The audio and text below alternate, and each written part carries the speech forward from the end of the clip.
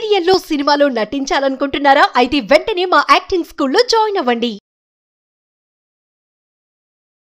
Welcome to Suman TV. నేను మీ Suman TV Nag. Kolkata ఇన్సిడెంట్కి సంబంధించినటువంటి వాటిల్లో సందీప్ ఘోష్ని ఇప్పటికే అరెస్ట్ చేయడం జరిగింది. అయితే కొన్ని కీలక అంశాలు బయటికి రావడం జరిగాయి. అండ్ కొంతమంది బెయిల్ కోసం ప్రయత్నం చేస్తున్నట్లు కూడా తెలుస్తోంది.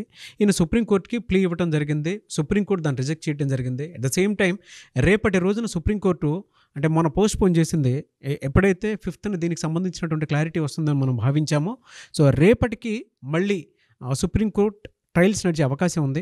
అయితే ఇందులో భాగంగానే సంజయ్ రాయ్కి సంబంధించినటువంటి కొన్ని కీలక అంశాలు కూడా బయటికి రావడం జరిగింది. అతని కోసం కూడా బెయిల్ కోసం అని చెప్పేసి ఎదురు చూస్తూ ఉన్నారు. అయితే ప్రస్తుతం కనుక మనం చూస్తే సందీప్ ఘోష్కి సంబంధించినటువంటి కొన్ని విషయాల్లో కనుక చూస్తే ఆల్రెడీ కొన్ని ప్రీవియస్ వీడియోలో మీరు చూసుంటారు. దానికి సంబంధించిన డేటా కూడా ఇచ్చాము. అండ్ కొన్ని కీలక పత్రాలు ఉంటే అవి కూడా యాడ్ చేసి పెట్టడం జరిగింది, అందులో వీడియోలో పోస్ట్ చేయడం జరిగింది. సో మరికొన్ని అప్డేట్స్ అయితే ఈరోజు రావడం జరిగింది. దానికి సంబంధించినటువంటి వాటిల్లో హైకోర్టు అడ్వకేట్ రవీంద్రనాథ్ గారు ఉన్నారు. అది వారి మాటలో తెలుసుకుందాం. Hello sir. హాయ్ అండి నాగరాజ్ గారు. ఇప్పటికీ కొన్ని విషయాలు రివీల్ అవడం జరిగిందండి. త్రూ మీడియా పరంగా కూడా కొన్ని విషయాలు అయితే బయటికి రావడం జరిగింది. Sandeep Ghosh point of view నుంచి చూసినప్పుడు ఈ కేసులో పర్టికులర్గా అరెస్ట్లో ఉండగా కూడా కొన్ని కీలక అంశాలు బయటికి వచ్చాయి. ఏంటి సార్ అవి? సందీప్ ఘోష్ సంబంధించి కొన్ని అక్రమాస్తులు సంబంధించి ఈడీ ఆల్రెడీ ఫైల్స్ చేశారు. ఆయన మీద ఈడీ రైడ్స్ జరిగాయి. ఆ రైడ్స్లో కొన్ని కీలకమైన పత్రాలు నిన్న మనం మాట్లాడుకున్న ఒక వీడియోలో ఈయనకి సంబంధించిన బంగ్లా ఒకటి క్యానింగ్ ఏరియాలో దొరికిందని, సంగీత సందీప్ ఘోష్ నిలయం అని చెప్పి ఒక హౌస్ను కూడా మనం దాని మీద మనం ఒక స్పెషల్ వీడియో కూడా చేసాం. అయితే ఇప్పుడు సందీప్ ఘోష్ని ఎలా అయితే సిబిఐ వాళ్ళు ఇంటరాగేట్ చేస్తున్నారు, ఈడీ వాళ్ళు ఇంటరాగేట్ చేస్తున్నారు.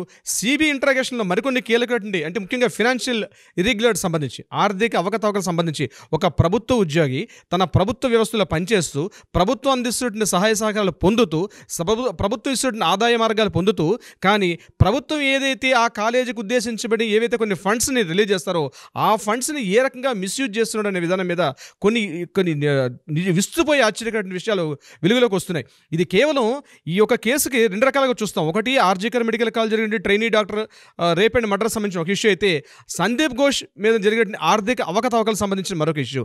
అయితే ఈ ఆర్థిక అవకతవకలు రోజుకొక విషయం వెలుగులోకి వస్తుంటే చాలా ఇంట్రెస్టింగ్ అనిపిస్తుంది. నిజంగా ఇంత దారుణంగా ఉంటారా ఒక వ్యవస్థలో పనిచేస్తున్న ప్రభుత్వ ఉద్యోగి, ఇంత అక్రమాలుగా పాల్పడతాడన్నది మనం చూస్తుంటే అవన్నీ విస్తుగొలిపే విషయాలు నాగరాజు గారు. సో నాకు అందిన ఇన్ఫర్మేషన్ వరకు నేను మీతో పంచుకునే ప్రయత్నం చేస్తాను దీనికి సంబంధించిన కొన్ని విషయాలు. అయితే ఈ విషయం చెప్పే ముందు మరొక విషయం మీకు చెప్పాలి. సుప్రీంకోర్టు రేపు September 9th దీనికి సంబంధించి కొన్ని ట్రయల్స్ జరుగుతున్నాయి. September 9th రేపు ట్రయల్స్ చేయడానికి కోసం చెప్పి రెండు విషయాలు మెయిన్ కీ పాయింట్గా తీసుకున్నారు.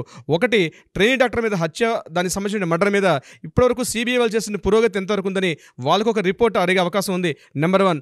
నెంబర్ 2, సిఐఎస్ఎఫ్ వాళ్ళు అంటే సెంట్రల్ ఇండస్ట్రియల్ రిజర్వ్ పోలీస్ వాళ్ళకి, సెంట్రల్ ఇండస్ట్రియల్ రిజర్వ్ పోలీస్ ఫోర్స్కి స్టేట్ గవర్నమెంట్ కావాల్సిన సహాయ సహకారాలు అందించట్లేదనే విషయం మీద సిఐఎస్ఎఫ్ వాళ్ళు ఆల్రెడీ ప్లీ పెట్టుకున్నారు. సెంట్రల్ గవర్నమెంట్ లెటర్ వస్తే సెంట్రల్ గవర్నమెంట్ ఇమీడియట్గా సుప్రీంకోర్టుకి సజెస్ట్ చేశారు. సో దీని మీద విచారించమని చెప్పి. సో ఈ రెండు విషయాల మీద రేపు సుప్రీంకోర్టు ట్రయల్స్ జరిగే అవకాశం ఉంది.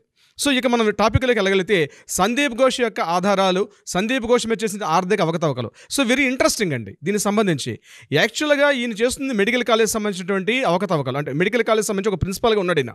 సో దీనిలో ఈయన చేయాల్సింది ఏంది, ఈయనకి గవర్నమెంట్ కొన్ని టెండర్స్ ఫండ్స్ రిలీజ్ చేస్తారు.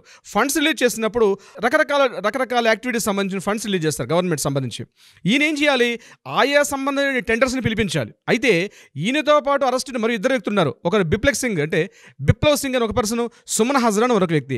బిప్లవ్ సింగ్ ఎవరికి, ఆల్రెడీ తను మటారా ట్రేడర్స్ అని ఆ ట్రేడర్స్ కంపెనీ మీద ఆల్రెడీ హుగ్లీలో ఉన్నటువంటి ఆ ట్రేడర్స్కి చాలా టెండర్స్ ఆయనకి ఇచ్చడం జరిగింది. At the same time Suman Hazra ఎవరు, ఇతను మెడికల్ షాప్ ఓనర్. ఇతను అదే బల్గారియా దగ్గరగా ఉన్నటువంటి ఆర్జికర్ మెడికల్ కాలేజ్కి జస్ట్ ఒక 1.5 kilometers డిస్టెన్స్ ఉంటుంది మెడికల్ హాల్. అయితే ఈ ఇద్దరు ఎందుకు కీలకమయ్యారనే విషయాన్ని ఇప్పుడు నేను మీకు చెప్పబోయే విషయాలు బట్టి మీకు అర్థమవుతుంది. ముఖ్యంగా జనరల్గా ఏం చేయాలి, మందులు, మెడిసిన్స్, మెడికల్ సంబంధించిన విషయాల మీద కొనుగోలు కానీ టెండర్లు విధించేటప్పుడు డెఫినెట్గా ఆ ఫార్మసీ సంబంధించిన వాళ్ళు టెండర్లు వేస్తారు, దానికి చేస్తారు. కానీ ఇంట్రెస్టింగ్ పాయింట్ ఏంటంటే మెడికల్ కాలేజీలో నాన్ మెడికల్ ఎక్విప్మెంట్స్ అంటే అక్కడ కావాల్సిన ఏసీలు, అక్కడ కావాల్సిన ఫ్రిడ్జ్లు, అక్కడ పనిచేయాల్సిన ఫ్యాన్లు, నాన్ మెడికల్ ఎక్విప్మెంట్స్ అన్నిటి మీద కూడా టెండర్లు పిలిచినప్పుడు అందులో కూడా ఈ సుమన్ బాజ్రా ఎవరైతే ఈ మెడికల్ హాల్ సంబంధించిన వ్యక్తి ఉన్నాడో ఇతను కూడా టెండర్లు వేస్తున్నాడు. అది ఒక కీలకంగా తెలిసింది. అంటే కొన్ని ఫ్రిడ్జ్లు, ఏసీలు వీటికి సంబంధించినటువంటి టెండర్లు పిలిచినప్పుడు కూడా దానికి కొన్ని కోట్ల రూపాయలు ఇచ్చినప్పుడు సుమన్ హజ్రా ఎట్లా చేస్తాడు?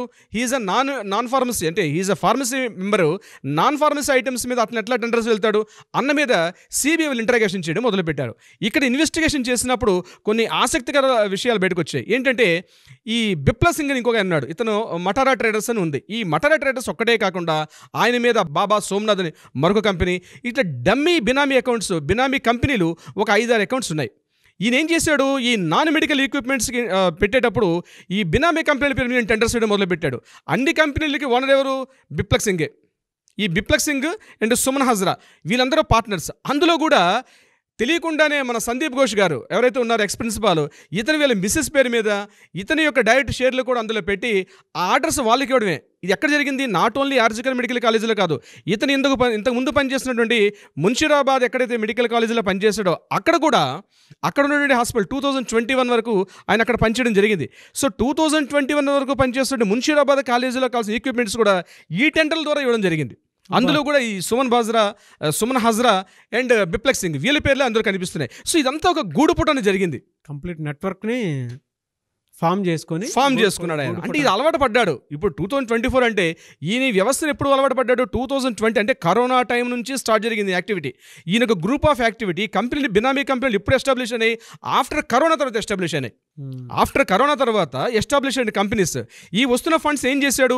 ఈయన ఏం చేశాడు? క్యానింగ్ ఏరియాలో అక్కడ రిసార్ట్స్ కొనుక్కోవడానికి, ఎకరాలు కొనుక్కోవడానికి ఈ ఫండ్స్ అక్కడ డైవర్సిఫికేషన్ జరిగింది. ఇవన్నీ ఎక్కడ తెలిసింది మనకి?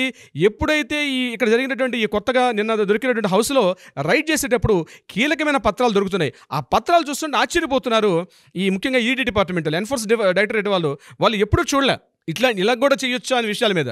ఇది యాక్చువల్గా ఎవరు చేస్తారంటే గవర్నమెంట్ టెండర్లు వేసేటప్పుడు ప్రైవేట్ టెండర్స్ వేస్తారు. పెద్ద కాంట్రాక్ట్లు అంటే ఏమైనా కాంట్రాక్టర్స్ చేస్తారు. ఏదైనా వంతెలు నిర్మించేటప్పుడు కానీ, రోడ్లు నిర్మించేటప్పుడు కానీ అట్లాంటప్పుడు వేసే ఈ టెండర్ మాఫియా ఉంటుందో ఆ టెండర్ మాఫియాని దీని సూక్ష్మవద్ద అంటే మైక్రో లెవెల్లో కూడా ఇంప్లిమెంట్ చేయడం జరిగింది. అంటే దీని వెనకాల ఒక్క సందీప్ ఘోష్ చేయగలిగాడా?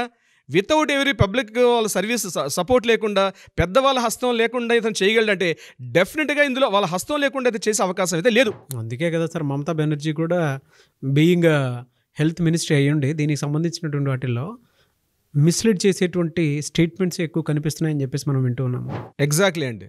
నిన్న మనం చూసినటువంటి లెటర్స్ ఇష్యూ చేయడం గురించి కూడా మనం చూసాం. రీరైట్ ఎట్లా చేశారు అనే విషయం మన ఎవిడెన్సెస్ కూడా మనం వీడియోలో పెట్టాం. సో ఎట్లా చేస్తారు, ఎట్లా మ్యానిపులేట్ చేస్తారు, ఎట్లా చేయడం అనేది ఈ విషయాన్ని తెలుసుకుని అఖ్తర్ అలీ అందుకని ఎప్పుడో చేశాడు విజిలెన్స్ వాళ్ళకి. కానీ విజిలెన్స్ వాళ్ళకి న్యూస్ వచ్చినప్పుడు కూడా అక్కడ కూడా వాళ్ళు పక్కన పెట్టారు. విజిలెన్స్ వాళ్ళు కూడా అక్కడ కూడా ఇన్ఫ్లుయెన్స్ అయ్యి ఉండొచ్చు. ఎగ్జాక్ట్లీ, అక్కడ కూడా ఇన్ఫ్లుయెన్స్ జరిగింది. అక్కడ కూడా ఇన్ఫ్లుయెన్స్ జరిగింది. సో ఇది కాకుండా మెయిన్ ఇంకొక కీ పాయింట్ ఏంటంటే ఈవెన్ దో సిరంజులు, స్టెత్తులు ఇవన్నీ కాకుండా మెడికల్ స్టాఫ్కి ఇవ్వాల్సిన ఏఫ్రన్స్ ఉంటాయి, వాళ్ళకి బట్టలు ఇవ్వాల్సింది, వీటి యొక్క లాలుచి కూడా అసలు ఏదో అంటారండి, కాదేది కవితకు అనర్హం అంటారు. కుక్క పిల్ల అగ్గిపుల్ల కాదేది అన్నట్టుగా శ్రీశ్రీ గారు చెప్పినట్టుగా ఈయన ఒక మెడికల్ కాలేజీలో ఉంటూ మెడికల్ కాలేజీలో సిరంజులు, నీడిల్స్ దగ్గర నుంచి మొదలు పెడితే ఈయన మొత్తం పాకిపోయాడండి ఎక్కడెక్కడ ఏ స్థాయిలో. ఇది ఒక విధంగా చెప్పాలంటే మిగిలిన కాలేజీలకు ఒక గుణపాఠం, ఇప్పటికైనా హెచ్చరికలాగా అయింది ఇది. ఇప్పుడు ఈ వ్యవస్థ ఈరోజు దొరికాడు కాబట్టి దొంగ మాట్లాడుకుంటున్నాం మనం. ఇట్లాంటి దొరకని వ్యవస్థలు ఎంతమంది ఉన్నారు ఈ దేశంలో, ఇన్ని కాలేజీలు ఉన్నాయో. బహుశా వాళ్ళందరూ ఇప్పటికైనా అలర్ట్ అయితే మంచిది. నో డౌట్, డెఫినెట్గా అలర్ట్ అయితే చాలా మంచిది. ఎందుకంటే ఇలాంటి వ్యవస్థ ఇది ఇప్పుడు బయట పడింది కాబట్టి, దొంగ బయటకు దొరికాడు కాబట్టి మనం చర్చించుకుంటున్నాం. ఇట్లాంటివి లేనిది కొన్ని వేల కోట్ల రూపాయలు మనం ట్యాక్స్లు కట్టి, మనం పన్నులు కట్టి, ఒక షాపుకి వెళ్తే ఇడ్లీకి వెళ్తే అక్కడ ట్యాక్స్, టీ తాగితే ట్యాక్స్, మన ట్యాక్స్ల రూపంలో కట్టే మన డబ్బులు తీసుకెళ్ళి ఇన్ని కోట్ల రూపాయలు ప్రభుత్వ వ్యవస్థలు ఎంత నిర్వీర్యం చేస్తున్నాయి. వైద్యారోగ్య సంస్థలకి మనం ఆల్మోస్ట్ గవర్నమెంట్ ఫ్రీగా ఇవ్వాల్సిందే. కానీ ఇవాళ సాధారణ వ్యక్తి నుంచి ఎవరైనా సరే గవర్నమెంట్ హాస్పిటల్ అంటే భయపడే స్థాయికి వచ్చారు. వైద్యం అనేది ఫ్రీగా లేదు. దానికి కారణం ఏంటి? మనం ట్యాక్స్లు కడుతున్నాం కానీ మనం ఫ్రీగా వైద్యాన్ని పొందలేకపోతున్నాం.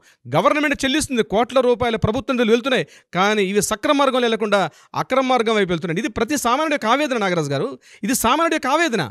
అంటే నేను డబ్బులు చెల్లిస్తున్నాను, పొద్దున షాప్కి వెళ్ళి ఇడ్లీ తింటే 2.5% state tax, 2.5% central government GST పోతుంది. ప్రతి దాంట్లో మనం కడుతున్నాం ట్యాక్స్. ఇది ఎక్కడ పోతుందండి? ఖచ్చితంగా వెళ్తే ఈరోజు భారతదేశంలో హెల్త్ పరంగా కొన్ని కోట్ల రూపాయలు ఖర్చు అవుతుంది.